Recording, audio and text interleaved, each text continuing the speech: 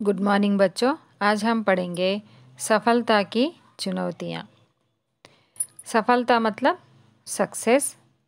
सफलता प्राप्त करने के लिए हमने किन किन चुनौतियों की सामना करना पड़ेगा, इस पाठ के दौरान हम जानेंगे। इस पाठ का उन्मुखीकरण। आज के समाज में विशेष आवश्यकता वाले भी अपनी महत्वपूर्ण भूमिका निभा रहे हैं। विशेष आवश्यकता वाले यानी जैसे कि कोई हाथों से या पैरों से, आँखों से, कानों से, बहरे, अंधे, हैंडीकैप्ड लोग। विशेष आवश्यकता वाले मतलब हैंडीकैप्ड। वे कभी अपनी कमजोरी को महसूस नहीं करते, बल्कि एक चुनौती के रूप में लेकर अपने लक्ष्य की ओर पहुंचने की कोशिश करते हैं। इनकी इस कोशिश में वे कई मुसीबतें खुशी से पार करते हैं। यही नहीं, वे समाज में ही अपनी समस्या का समाधान खोजते हैं। इनकी इस कोशिश से कोई धावक बनता है तो कोई नृत्यकार। धावक का अर्थ है रनर।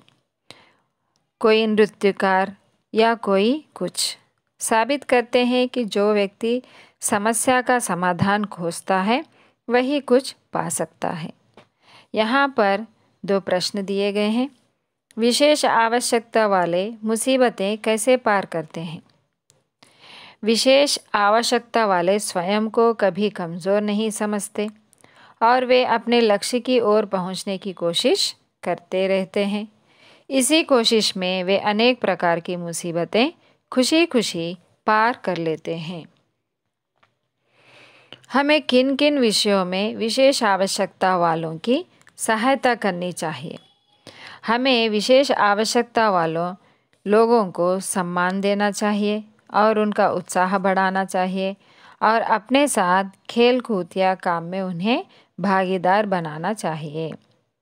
विशेष आवश्यकता वाले को सहानुभूति की नहीं बल्कि प्रोत्साहन की आवश्यकता होती है। क्यों?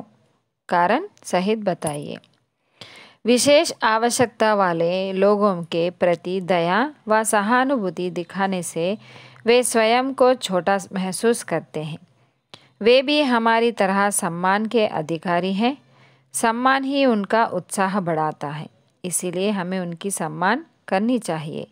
हमें उन्हें अपने साथ खेल, काम, पढ़ाई आदि में भागीदार बनाना चाहिए। इससे वे प्रोत्साहित होंगे और स्वयं को दूसरों से हीन अनुभव नहीं करेंगे। इस पाठ का उद्देश्य सफलता की चुनौतियाँ साक्षात्कार पाठ है। साक्षात्कार मतलब इंटरव्यू। इस विधा के द्वारा छात्रों में प्रश्न निर्माण, उत्तर प्रत्युत्तर देने की क्षमता एवं आत्मविश्वास का विकास करना ही इस पाठ का उद्देश्य है। आपको सेकंड पेपर में साक्षात्कार लीजिए या किसी प्रधानमंत्री या किसी खिलाड़ी का या किसी मंत्री का या किसी साहित्यकार का साक्षात्कार लेने के लिए प्रश्नावली तैयार कीजिए। इसके लिए 5 अंक के लिए आपको प्रश्न आएगा, वह भी सेकंड पेपर में। तो इस पाठ के अनुसार आप साक्षात्कार किस तरह लेनी चाहिए, उसके प्रश्न किस तरह बनानी चाहिए, इस पाठ से हम सीखेंगे। विधा विशेष साक्षात्कार प्रश्नोत्तर विधा है, जिसमें उत्तर प्रत्युत्तर की श्रृंखला प्रश्नों के माध्यम से चलती रहती है। वास्तविक शब्दों में जो व्यक्ति साक्षात प्रत्यक्ष हो उससे इस विधा में संचालन करते हैं, किंतु आजकल दूरभाषा और ऑनलाइन द्वारा भी साक्षात्कार लिया जा रहा है। दूरभाषा मतलब सेलफोन। पाठ से पहले मैं आपको कुछ इन्फॉर्मेशन देना चाहती हूँ। मेरा ब्लॉग अकाउंट है, मैंने उसका लिंक डिस्क्रिप्शन में दिया गया है। उसमें सारे सब्जेक्ट्स आपको मिल जाएंगे, पूरे क्लासेस के 6th to 10th क्लास तक पूरे सब्जेक्ट्स के आपको पूरे इम्पॉर्टेंट क्वेश्चंस मिल जाएंगे। न्यू लेटर राइटिंग पैटर्न भी मिल जाएगा आपको, और फर्स्ट लैंग्वेज सेकंड लैंग्वेज के स्टडी मटेरियल भी मिल जाएगा। और आपको ग्रामर के लिए मैंने स्पेशली क्वेश्चन पेपर बनाया है, वह भी आपको मिल जाएगा। और बॉटम राइट साइड जो है बेल आइकन, उसे प्रेस कीजिए, आपको नोटिफिकेशन मिल जाएगा। आप नोटिफिकेशन के लिए बेल आइकन को प्रेस कीजिएगा। विषय प्रवेश। आज के समाज में विशेष आवश्यकता वाले भी अपनी महत्वपूर्ण भूमिका निभा रहे हैं। वे कभी अपने कमज़ोरी को महसूस नहीं करते, बल्कि उसे एक चुनौती के रूप में लेकर अपने लक्ष्य की ओर पहुंचने की कोशिश करते हैं। इनकी इस कोशिश में वे कई मुसीबतें खुशी से पार करते हैं। यही नहीं, वे समाज में ही अपनी समस्या का समाधान खोजते हैं। कहते हैं, जहाँ समस्या होती है वहीं पर समाधान भी होता है। इनकी इस कोशिश से कोई धावक बनता है, धावक का अर्थ है रनर, तो कोई नृत्यकार या कोई संगीतज्ञ या तो कोई वेट लिफ्टर बनता है। वे साबित करते हैं कि जो व्यक्ति समस्या का समाधान खोजता है वही कुछ पा सकता है। तो यहाँ पर साक्षात्कार करता है और प्रीति मोंगा, या इस पाठ में प्रीति मोंगा के बारे में यहाँ पर समझाया गया है। साक्षात्कार मतलब जो इंटरव्यू लेने के लिए आया है, साक्षात्कार लेने वाला। यहाँ पर प्रीति जी नमस्कार, देखिए हम समय पर आ ही गए हैं आपसे बातचीत करने। तब प्रीति मोंगा कहती है, हंसते हुए कहती है, नमस्कार नमस्कार, बैठिए, मैं अभी आई हूँ। भीतर से मिक्सी चलने की आवाज़। वह अंदर से कहती कि मैं अभी आई। साक्षात्कार करता मन में, अरे मुझे तो कहा कि समय का बहुत ध्यान रखती है, कहाँ रह गई प्रीति जी। साक्षात्कार अपने आप यह कहता है कि प्रीति जी बहुत ही समय का ध्यान रखती है, फिर अब ये समय पर नहीं आ रही है। ट्रे में 2 गिलास लिए प्रीति जी का प्रवेश हुआ। प्रीति मोंगा मेज़ पर गिलास रखते हुए, बाहर बहुत गर्मी है, लीजिए पहले थोड़ा जूस पीजिए, गिलास पकड़ाते हुए प्रीति जी साक्षात्कारकर्ता के लिए 2 गिलास जूस लेकर आती है और कहती है कि बाहर बहुत ही गर्मी है, पहले आप जूस पी लीजिए।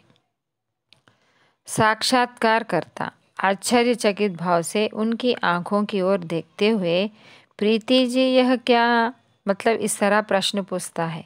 क्यों? क्योंकि प्रीति जी अंधी है।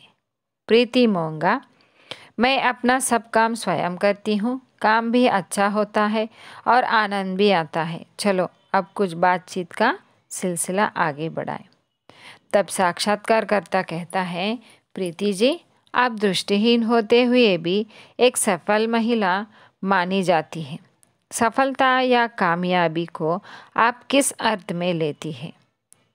साक्षात्कारकर्ता ने इस तरह प्रश्न पूछने से प्रीति मोंगा ने यह उत्तर दिया कि मेरे लिए कामयाबी का अर्थ है सबसे ज़्यादा चुनौतियों का सामना करना। जो सबसे ज़्यादा चुनौतियों का सामना करते हैं वही कामयाब व्यक्ति बनते हैं।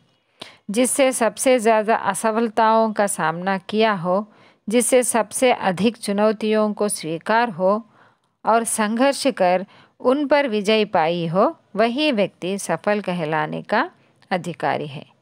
मैं तो अभी रास्ते में ही हूँ, मेरे सामने अनगिनत चुनौतियाँ हैं। तब साक्षात्कारकर्ता कहता है, किसी कार्य में असफल होने पर आपको कैसा लगा है? तब प्रीति मोंगा कहती है, चलते समय रास्ते में गड्ढे आते हैं, गिरने पर किसी की सहायता से उठूंगी, पर अगली बार रास्ता बदलूंगी। क्यों? क्योंकि अगर मैं ठोकर लग जाऊंगी तो मैं गिर जाऊंगी और खुद उठूंगी। असफलताएं हमें उठाने के लिए हैं। यदि यही सोचते रहें कि गाड़ी जैसी चल रही है चलती रहे, तो कभी सफलता नहीं पा सकते। साक्षात्कारकर्ता, प्रीति जी आप क्या जन्म से, इस तरह प्रश्न पूछते पूछते रुक जाते हैं। तब प्रीति मोंगा कहती है, नहीं नहीं, मैं 6 वर्ष की थी तभी पाठशाला में पता चला कि मुझे आँख की बीमारी है। मैं समान आकृति वाले अक्षरों को पहचान नहीं पाती थी। बताया गया कि कुछ ही समय में मेरी दृष्टि चली जाएगी। माँ और पिताजी बहुत दुखी थे। आप समझ सकते हैं कि ऐसी हालत में दुख, दर्द और उदासी स्वाभाविक है, परंतु हमारे घर के वातावरण में कोई परिवर्तन नहीं आया। माता पिता को मेरा सलाम। उन्होंने सब कुछ सामान्य ही रखा। पिता पहले खुद कोई क्रियाकलाप या गतिविधि करते, फिर मुझे सिखाते। हाँ, मुझे वस्तुओं, रंगों को देखने और पहचानने को अधिक कहा जाने लगा। जो कुछ भी दृश्यमान था उसे आत्मसात कराने की चेष्टाएं बढ़ गई थी और मेरी दृष्टि की कमी का अगरतला में पता चला था। Agartala is a place name, परंतु वहाँ चिकित्सा की कोई सुविधा ना थी। स्कूल में मोटी चीज़ों, रंगों की पहचान कर सकती थी। वहाँ मुझे डराया नहीं गया था, अपने अंधेपन से तो नहीं। हंसते हुए, हाँ, काकरोच से मैं बहुत डर गई थी और एक बार मक्खी नाक में घुस गई तो भी डरी थी। साक्षात्कारकर्ता, आपकी पढ़ाई का क्या हुआ? तब प्रीति मोंगा कहती है, पिता का तबादला होने पर हम दिल्ली आ गए। 8वीं कक्षा तक विद्यालय की आयरिश नन ने बहुत सहायता की थी। ज़ुबानी गणित में अच्छा कर लेती थी। अलजेब्रा मेरे लिए चुनौती था। हंसते हुए कहती है, अब भी अच्छा नहीं लगता। मैं सीनियर कैम्ब्रिज उसी विद्यालय में करना चाहती थी, परंतु अपनी नन अध्यापिका के जाने के बाद मुझे किसी अंध विद्यालय से शिक्षा प्राप्त करने के लिए कहा गया था और मैं पूरी तरह दृष्टिहीन हो चुकी थी। उदास स्वर में कहती है कि इस बीच मेरे पिता हृदय रोग की शिकार हो गए। उन्हें दिल का दौरा पड़ा। कितनी गहराई से महसूस करते होंगे वे मेरी दृष्टिहीनता को, पर उन्होंने अपनी उदासी और खिन्नता को छिपा कर रखा। उनके अथक प्रयासों ने ही मुझे निष्क्रिय होने से बचा लिया। साक्षात्कारकर्ता, फिर आप स्कूल नहीं गई क्या? तब प्रीति मोंगा कहती है, नहीं, मुझे किसी स्कूल में दाखिला नहीं मिला क्योंकि वह अंधी थी। मुझ जैसी लड़कियों के लिए आज भी बहुत कम विद्यालय है। मैं उन दिनों सबसे छिपाकर रात को बहुत रोती। हर सुबह पिताजी जोर से रेडियो चलाते थे। कबीर का दोहा सुना, गुस्सा आता तो इसे ही बोलती जाती। माटी कहे कुमार से, तू क्या रोंदे मोही, एक दिन ऐसा आएगा मैं रोंदूंगी तो है। और इकबाल की ये पंक्तियाँ भी सुनी, खुदी को कर बुलंद इतना कि हर तकदीर से पहले खुदा बंदे से खुद पूछे, बता तेरी रज़ा क्या है।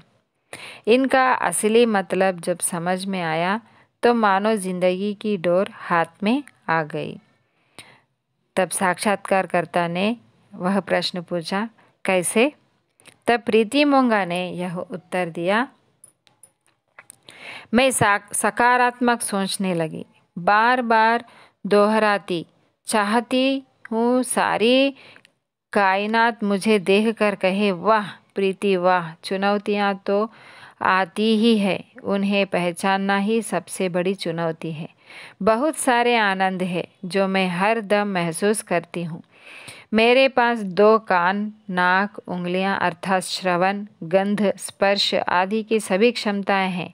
ये तो दृष्टिहीन नहीं। यह समझ आते ही सब सरल हो गया। मुझे रोटी खाना मतलब बनाना सिखाया गया। मेरी माँ अपने आप को कुर्सी से बांधकर बैठी रहती कि चाहे हाथ जले चाहे रोटी पर रसोई में मदद करने नहीं आऊँगी।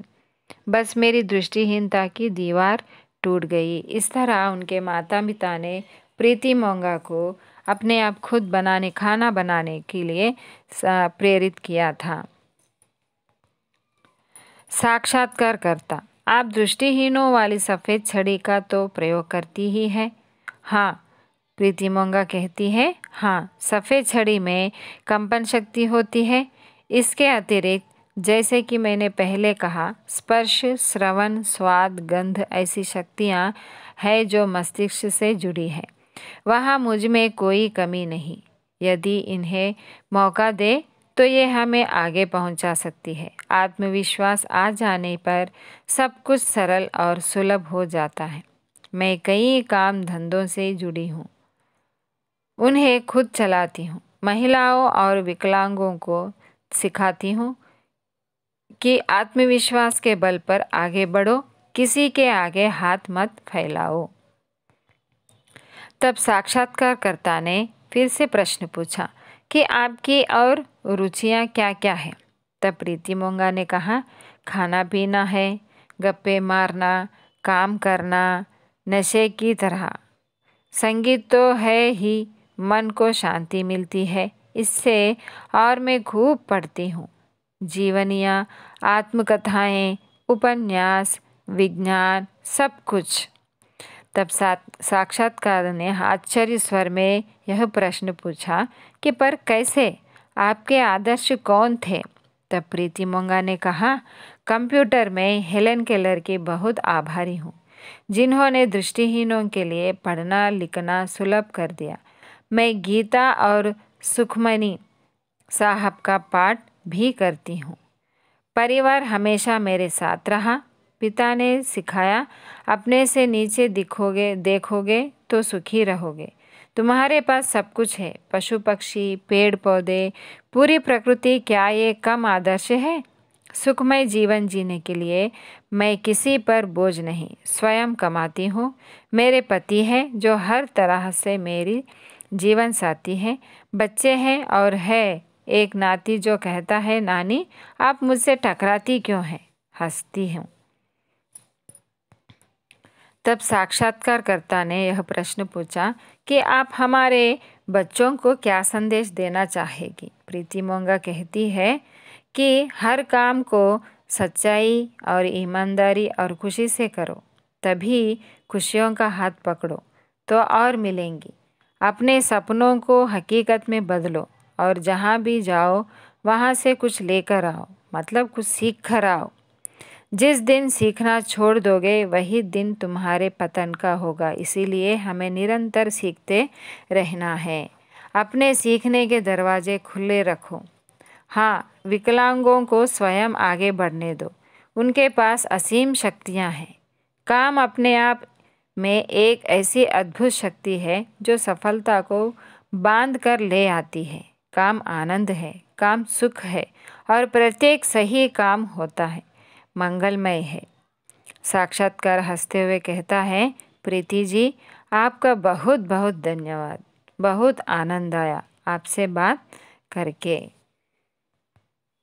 तो बच्चों, मैं आशा करती हूँ कि आपको अगर यह पाठ समझ में आया हो तो अपने मित्रों को यह वीडियो शेयर कीजिए और मेरे चैनल को लाइक कीजिए और मुझे सपोर्ट करने के लिए मेरे चैनल को सब्सक्राइब कीजिए। थैंक यू, धन्यवाद।